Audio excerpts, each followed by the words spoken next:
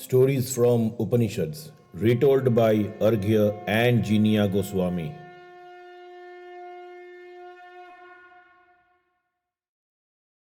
Hello, my dear listeners.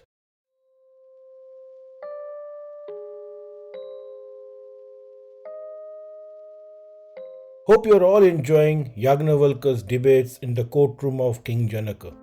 We heard how he defeated Ashwala and Arthabhaaga in part 1, then silenced Bhujyu, Usasta and Kahola in part 2.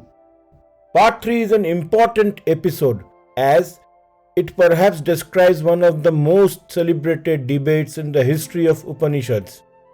Brihaadaaranyaka Upanishad has recorded this glorious and engaging debate beautifully. This part celebrates our ancient India's one of the greatest Rishika and woman scholar Gargi Vaachaknavi. So, I welcome you all to a great episode in which we will listen to the debates of Gargi and Yagnavalkya and how he stood his ground with his responses.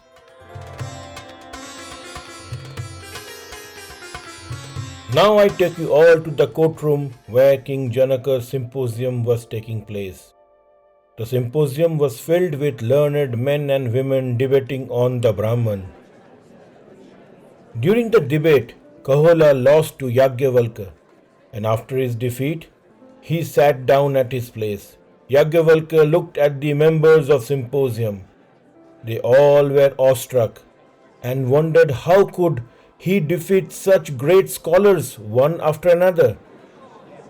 His vision and philosophy on Brahman was astonishing.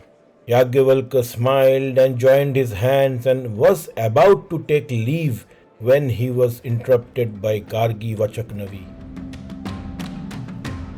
She stood up and greeted Yaagnavalkya with folded hands.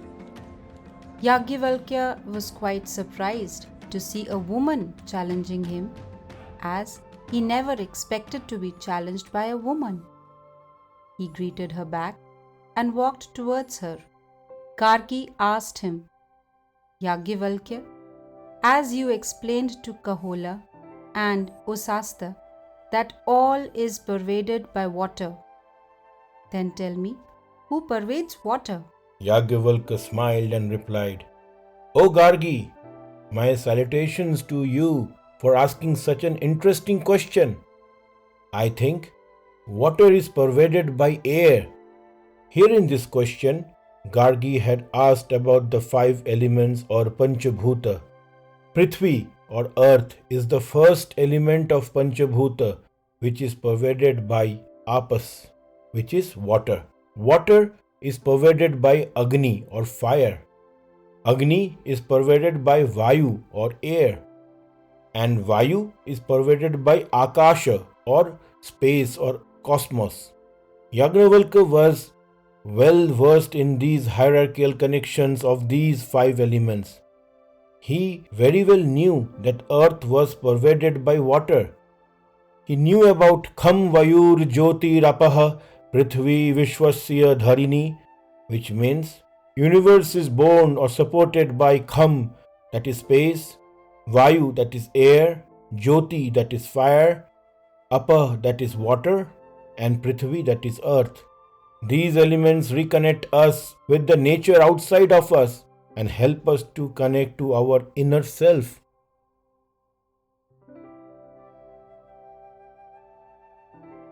Also, it is important to understand that Gargi had a presumption that every effect is impregnated by its cause, just like the threads woven in a cloth, lengthwise, which is called warp, and breadthwise, which is called woof, the limited by the unlimited, and the gross by the subtle. For an example, a clay pot, which is an effect pervaded by its cause, that is, clay. That means only because of clay the clay pot was formed. Similarly, in the hierarchy of Panchabhuta, the earth is an effect which is pervaded by its cause, which is water. Water, which is an effect, is pervaded by its cause, which is fire. The fire, which is the effect, which is pervaded by its cause, the air. The air, which is an effect, is pervaded by its cause, which is the space. The space is causeless and infinite. The space doesn't have any beginning or end. It is limitless, boundaryless, and infinite. Friends, don't you think this concept is actually a combination of various theories, such as the Big Bang, origin of Earth, and other related theories on how Earth was formed? A Belgian priest named Georges Lemaitre first suggested the Big Bang theory in 1920s, when he theorized that universe began from a single primordial atom. As per Scientific American, the Hubble's law point to a Big Bang 7 billion years ago. An article in the National Geographic states that in the first 10 to the power minus 43 seconds of its existence, the universe was very compact, less than a million billion, billionth the size of a single atom. Then it went through cosmic inflation, and after the inflation, as the time passed, the matter cooled. Diverse kind of particles began to form, and eventually they condensed to form the stars and galaxies, including our Earth. By the time the universe was billionth of a second old, the universe had cooled down. The universe's fundamental particles were formed, but still very hot, and these particles condense. Until 180 million years after the Big Bang, it took for gravity to gather clouds of hydrogen and form stars. The hydrogen helped the stars to get ignited. Our sun was born in this manner. The Earth, along with other planets, is believed to be born 4.5 billion years ago, as the solidified cloud of dust and gases left over from the creation of the star named the Sun. Due to the radioactive decay, gradually the Earth heated. The iron and silicates formed the core of the Earth over the period of many thousands of years. The Earth's surface was like a bubbling, exploding volcanoes and flowing red hot lava. As the Earth's core became stable, the water in the rocks and particles formed steam and came out of volcanoes as giant clouds that cooled and rained. Some water also came from comets. As they crashed and melted, they produced some more water. As the Earth's temperature cooled down further, the gases and vapors condensed to form water droplets and started to rain. The rain fell for centuries, and water bodies such as oceans were formed, and the Earth was covered in water. From the water only, few volcanic peaks were exposed. Due to movement of tectonic plates and volcanic activities, rocks were formed. Thus, Earth was formed. Now, don't we find it similar to the cause and effect theory of Panchabhuta, as mentioned in the Upanishads? The Akasha, the space, is the cause of Vayu or air in this context. The mixture of gases such as hydrogen and oxygen. These gases aided to ignite the stars, and fire or Agni was formed. So, air was a cause for fire. Due to fire, heat was generated and resulted in formation of water vapors, and finally it fell down as rain to form water. Fire was the cause of water, and due to earthquakes and tectonic shifts of plates underwater, the rocks emerged and land masses were formed. that means earth was formed. So water becomes the cause of earth. Interesting, isn't it? However, in his response, Yaagnavalkya said that water is pervaded by air instead of fire. It would be objectionable response. However, he clarified that fire cannot be independently manifested like other elements, as it must take help of other elements such as water and earth, as fire requires air or gases such as oxygen and hydrogen to lit, so air becomes its cause. So he replied it as air rather than fire. Now continuing our story further, Gargi, without wasting any moment, asked him her next question. What is air pervaded by, Yaagnavalkya? based on the hierarchical connections of Panchabhuta, Yaagnavalkya immediately replied, air is pervaded by space or antariksha, O Gargi. Gargi smiled, as she knew that was straight response to a direct question. Then she asked, O scholar, what pervades space or antariksha? This was a tricky question. Yaagnavalkya closed his eyes and thought for a while. With extreme calmness he replied, Antariksha is pervaded by the world of Gandharvas. In modern scientific context, the world of Gandharvas can be related to the cosmic dance of our solar system and how it was formed from the residue of sun. Gargi immediately asked, Then tell me, what is the world of Gandharvas pervaded by? Yaagnavalkya replied, By sun. First the stars were formed. Our sun is a star which was born first. From the remains and residue of the sun, the solar system was born. So, sun was the cause of the formation of solar system. Gargi asked again, By what is sun pervaded by? Yaagnavalkya firmly replied, By moon. As per Apollo mission's giant impact theory, it is a widely accepted theory of formation of the moon. Before the earth or moon, there was proto-earth and Theia. And eventually these two bodies collided. Due to this massive impact, nearly all of the proto-earth and Theia melted and reformed as one body, with a small part, a new mass, spinning off to become a moon. Gargi continued, Then, by what is moon pervaded? Yaagnavalkya continued his response, By stars. It is well-known fact that after Big Bang, stars were first formed. What pervades the star, O scholar Yaagnavalkya? Asked Gargi. By the world of gods, replied Yaagnavalkya. The gods in Indian Vedic texts were mostly elements such as Varuna or water, Agni or fire. They were basic building blocks of the universe.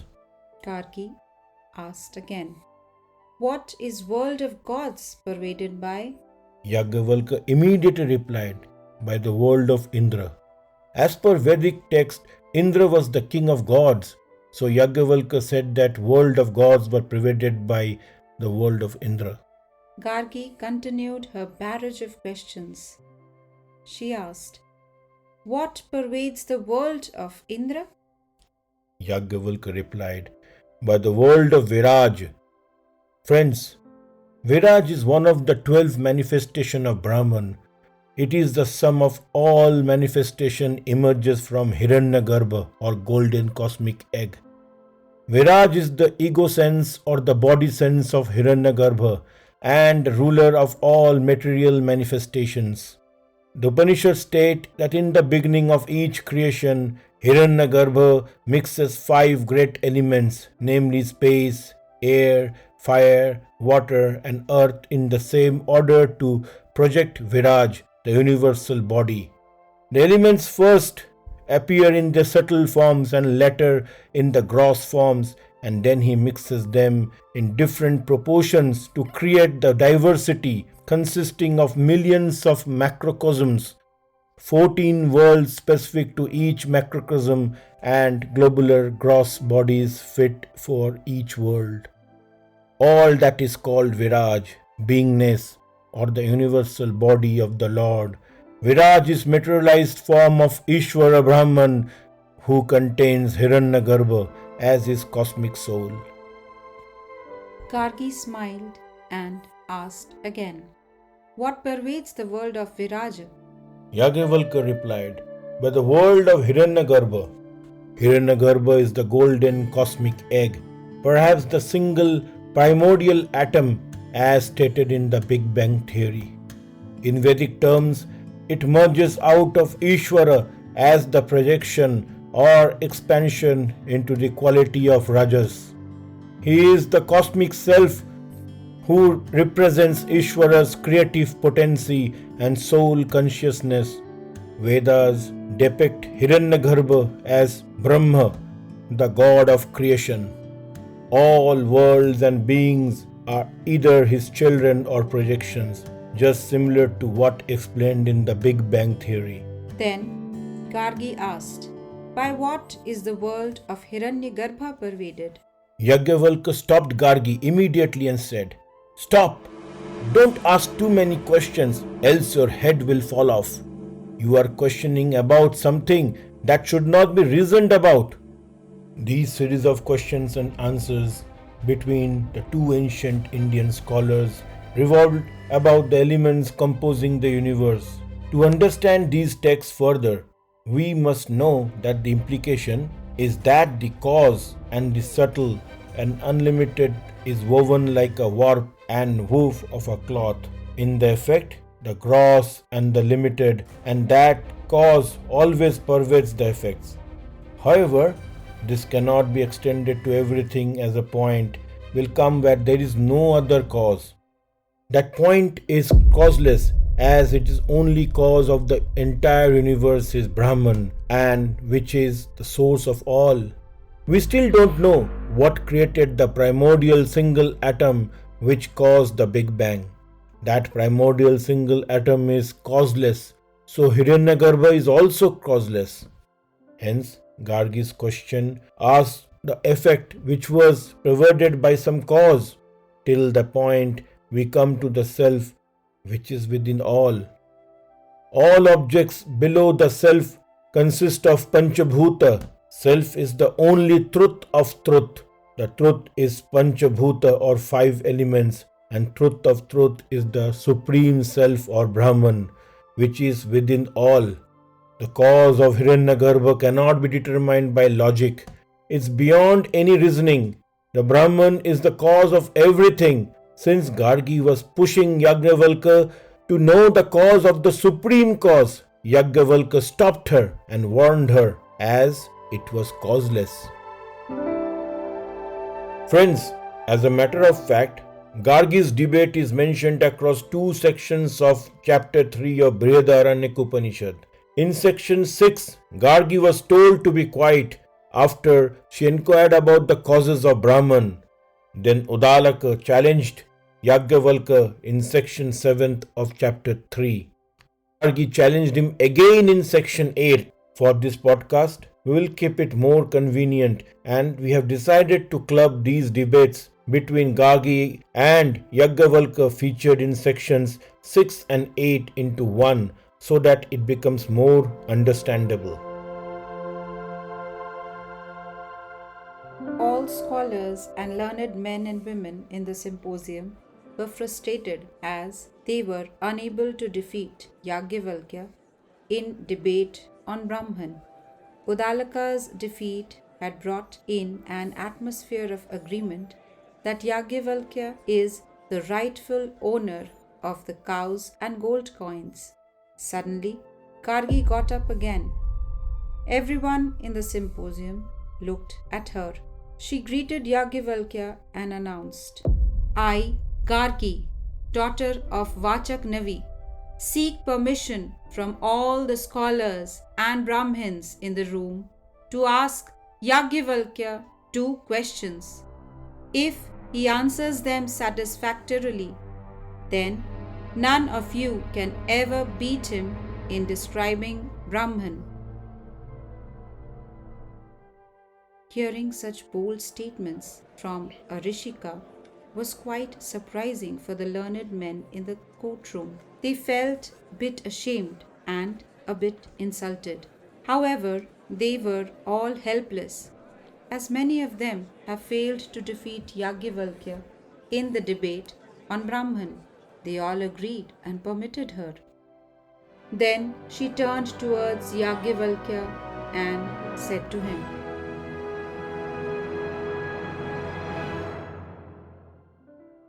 just like a warrior from Kashi or Videha who would string an unstrung bow along with 2 arrows, which when shot at the enemy can bestow terrible, painful blows. Similarly, I stand in front of you, O great scholar Yaagnavalkya, with 2 questions, which are as sharp as those 2 arrows. If you are the knower of Brahman, then you must answer me.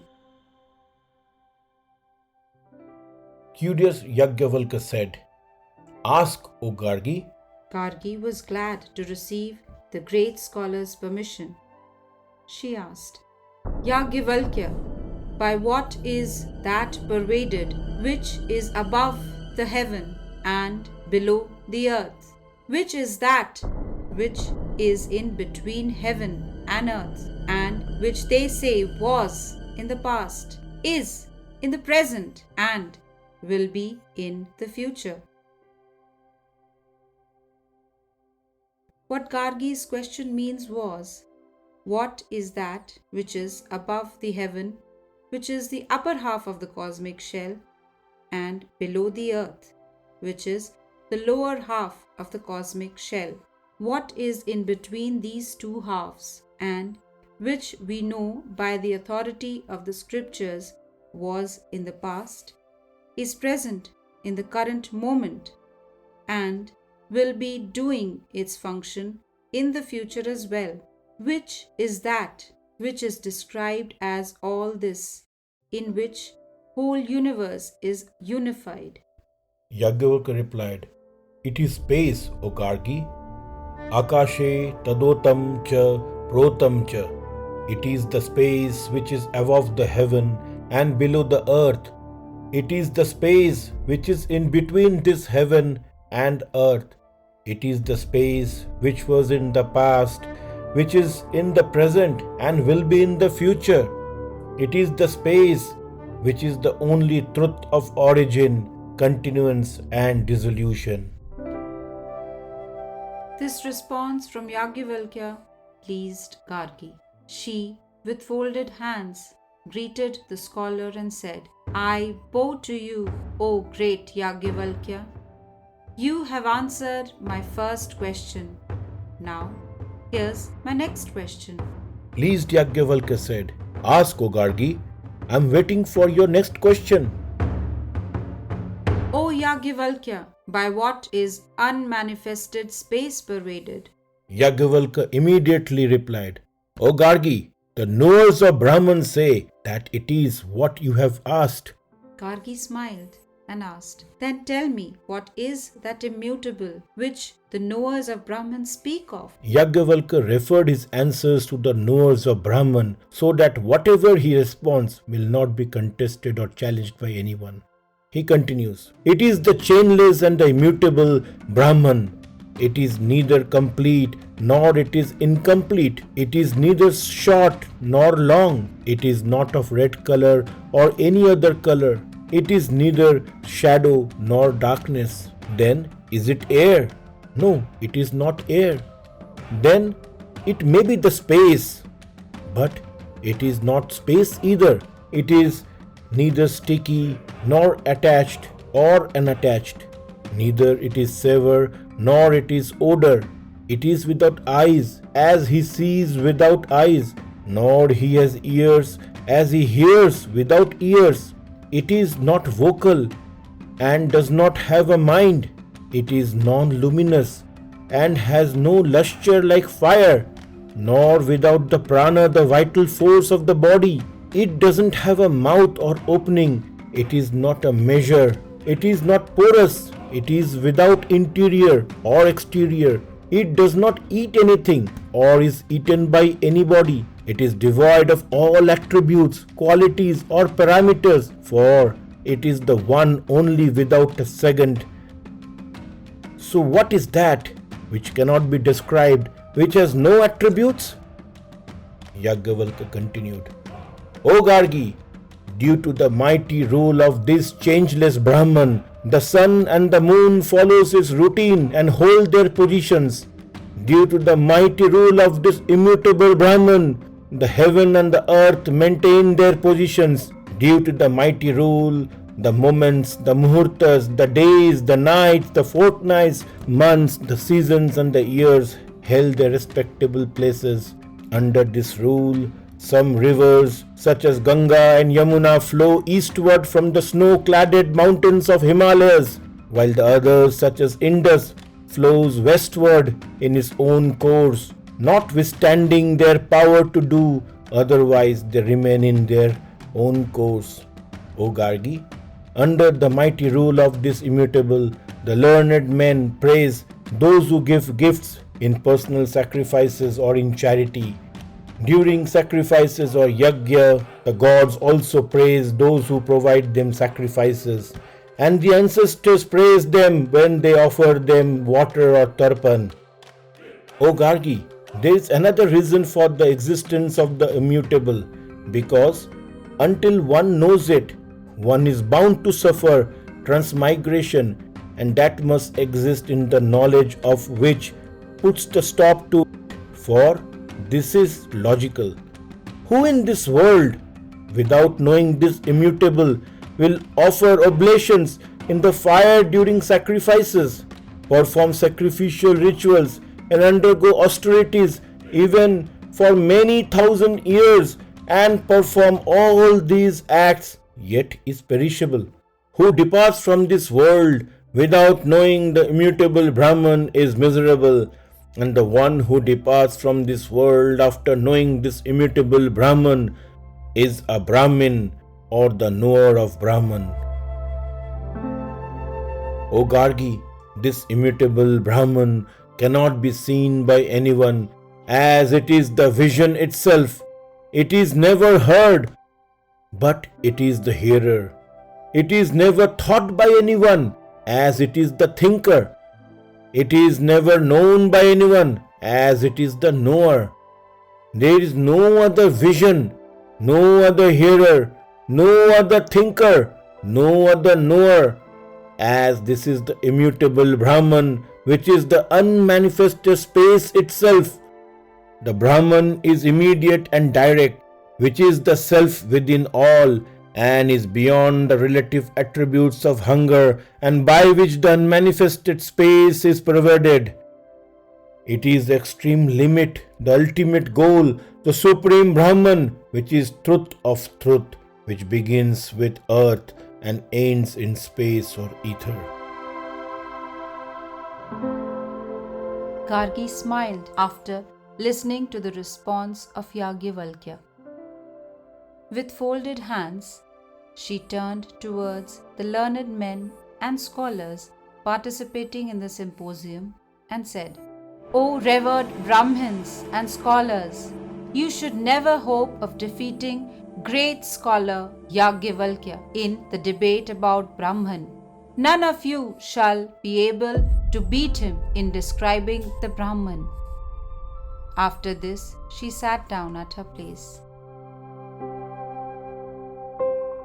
That was part 3 of the story of Yaagnavalkya and his participation in King Janaka's Symposium. Yaagnavalkya and Gargi were ancient Vedic India's prominent scholars, and I will have a special episode on Yaagnavalkya and Gargi Vaachaknavi in the future. Initially, I thought to complete Yaagnavalkya in King Janaka's Symposium in 3 parts, but it seems I need to record more episodes, as I need to keep in mind the length of each episode. So, I will come back with another part 4, in which Yaagnavalkya debates Vidagha and King Janaka himself. We learned in this episode on Brahman from Yaagnavalkya, and also got a glimpse of scholastic minds of Yaagnavalkya and Gargi Vaachaknavi. Please like, follow, subscribe and download my podcast Stories from Upanishads from all major podcast catchers. Until then, Shanti, Shanti, Shanti. this podcast was created on Hubhopper Studio. If you wish to start your own podcast for free, visit www.hubhopperstudio.com.